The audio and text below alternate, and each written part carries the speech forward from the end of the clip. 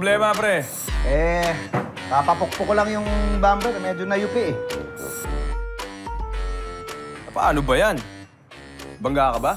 Hindi, ano lang, sumabit sa poste, sumabit. Kurado ka, pre? Laki ng yupa eh, oh. Teka.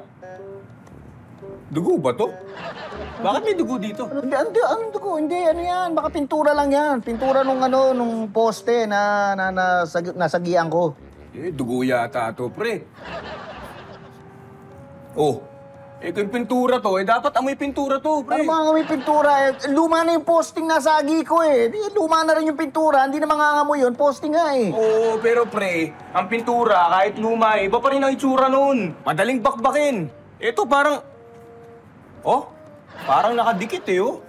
Oh, tsaka parang bago lang eh. Pare, ano sinasabi mo? Dugo to? Pinagbibitangan mo ako, nakabangga ako ng tao, ganun ba? Oh, tao ano agad? sinasabi mo?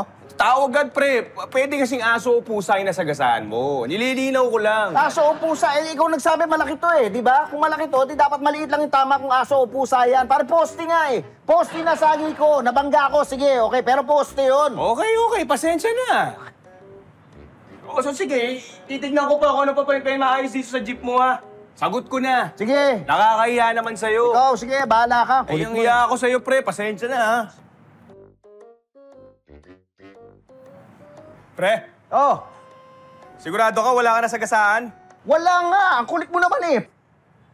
Sino to? Tao nga. Hindi nga pala tumatawid ang poste. Dugo yan? Pintura ata.